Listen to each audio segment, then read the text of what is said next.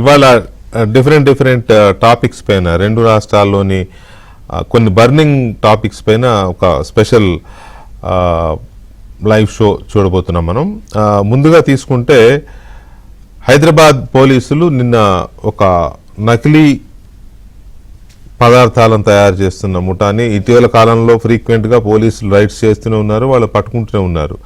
అందులో భాగంగా నిన్న రైడ్ చేసినప్పుడు నకిలీ అంటే నకిలీయే, కల్తీ కూడా కాదు, అది నెయ్యి.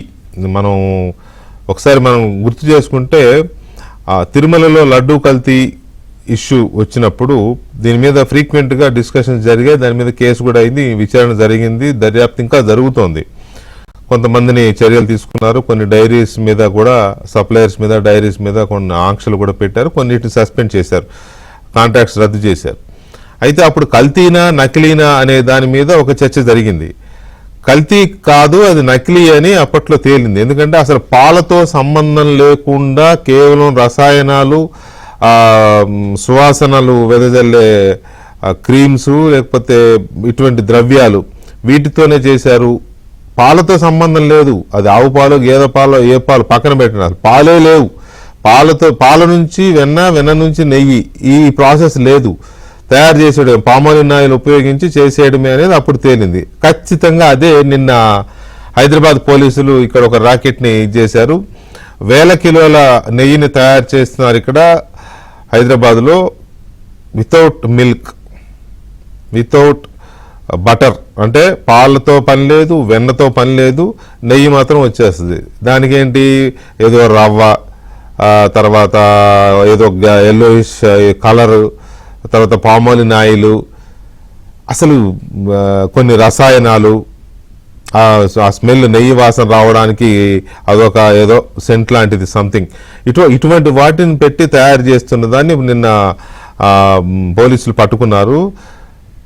ప్రాణాలతో చెలగాటమాడుతున్న ఇది ఎందుకు వస్తుంది ఏంటి అనే దాని మీద మనం ఒకసారి దాని మీద ఒక క్విక్ వ్యూ వేద్దాము. మనతో మా క్రైమ్ కరెస్పాండెంట్ ప్రవీణ్ లైవ్లో ఉన్నారు. అలాగే తిరుపతి నుంచి టీటీడీ బోర్డు సభ్యులు భానుప్రకాష్ రెడ్డి గారు కూడా మనతో లైవ్ లో ఉన్నారు. ముందుగా ప్రవీణ్తో మాట్లాడదాం. Praveen, good evening. ఈ నెయ్యి కల్తీ నెయ్యి అనట్లానేది, నకిలీ నెయ్యి అని అంటున్నాను. ప్యూర్లీ ఇది నకిలీ నెయ్యి. కల్తీ అంటే అది కొద్దిగా ఇది కొద్దిగా కలిపితే కల్తీ. అసలు ఇది కల్తీ కాదు, నెయ్యే లేదు అందులో. నెయ్యికి సహజ సిద్ధంగా రావాల్సిన పదార్థాలే లేవు కాబట్టి ఇది నకిలీ నెయ్యి. సో ఇది ఎట్లా, పోలీసులు ఎలా ట్రేస్ అవుట్ చేశారు దీన్ని, ఇక్కడున్న పదార్థాలు ఏంటి?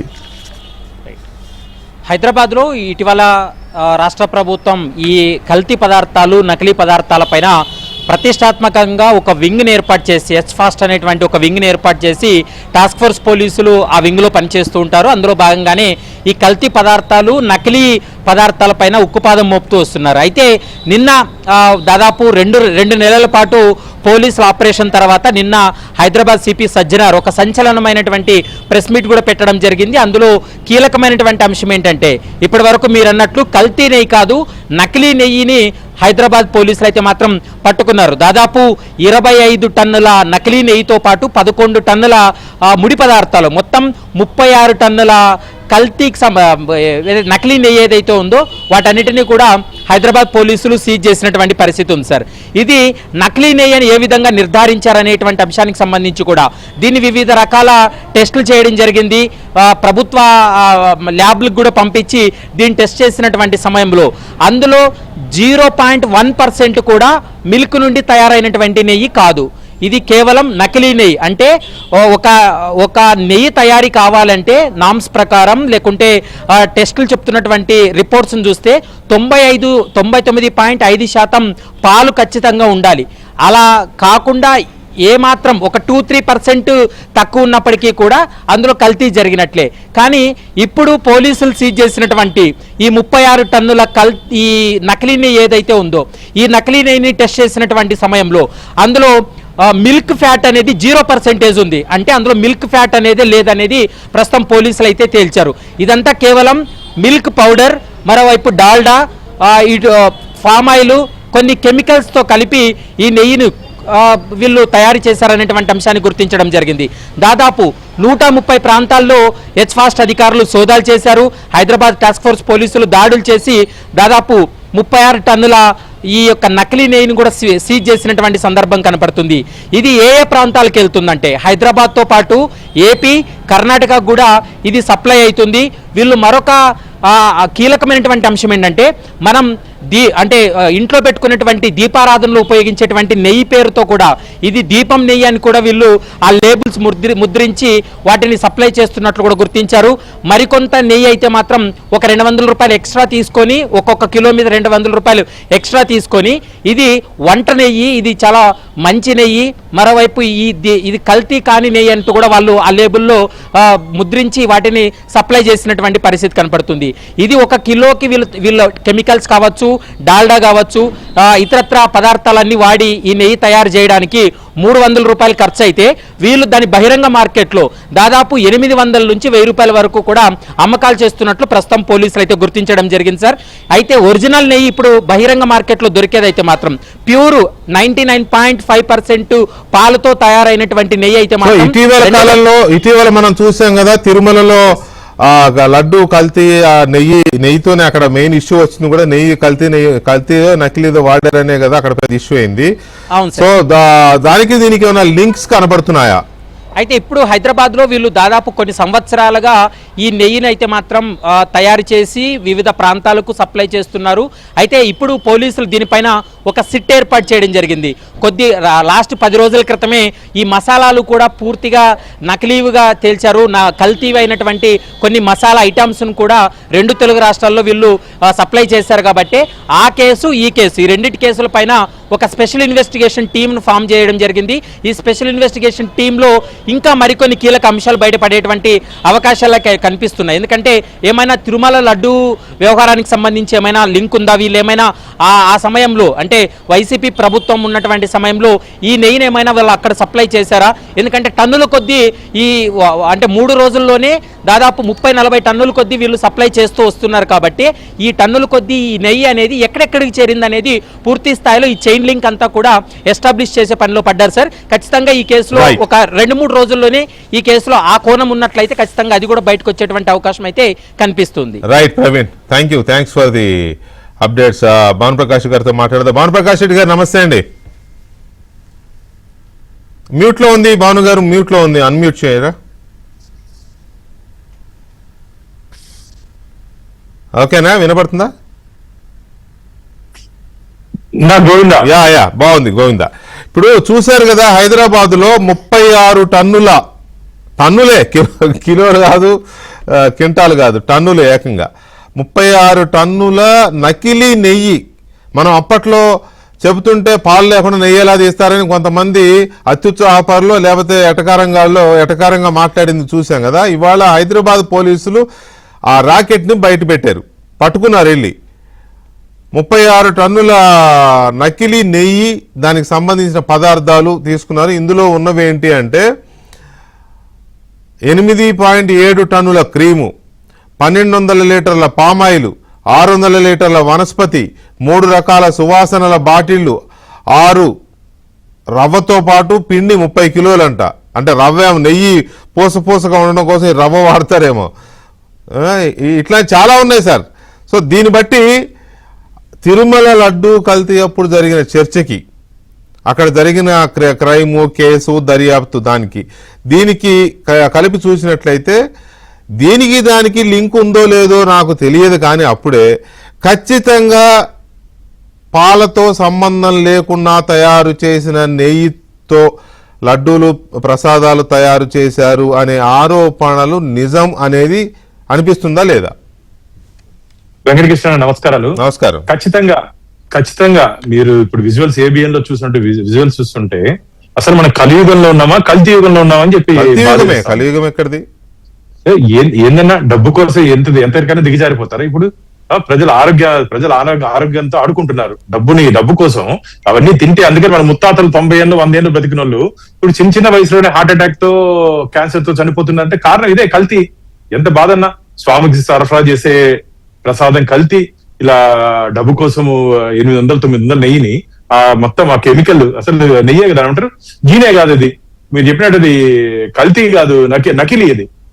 అలాంటిది తీసుకునేసి ఇప్పుడు మాకైతే అదే డౌట్ వేస్తుంది. అప్పుడు తిరుమల తిరుపతి దేవస్థానాల్లో ప్రసాద స్వామివారి నిత్య కైంకర్యాలుగా నిత్యం భక్తులకు ఇచ్చే లడ్డు ప్రసాదంలో పూర్తి స్థాయిలో ఆ నెయ్యిని కల్తీ చేసి గత ప్రభుత్వం దానికి కావాల్సినటువంటి వెసులుబాట్లు కూడా బోర్డులో నిర్ణయం తీసుకునేసి చాలా స్వామివారి పట్ల అపచారం చేశారు.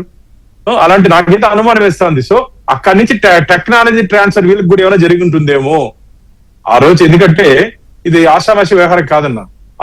అసలు బటర్ దాని ఏమంటారు, నెయ్యి తయారు చేయాలంటే దానికి పాలు కావాలి, వెన్న కావాలి, అవన్నీ ఏమీ లేకుండా ఇట్లా కెమికల్ తో చేస్తున్నారంటే ఖచ్చితంగా వీళ్ళందరికీ ఎక్కడో ఒక ఇంటర్ లింక్ ఉంటుందేమో అని చెప్పి నాకు అనుమానాలు ఉన్నాయి.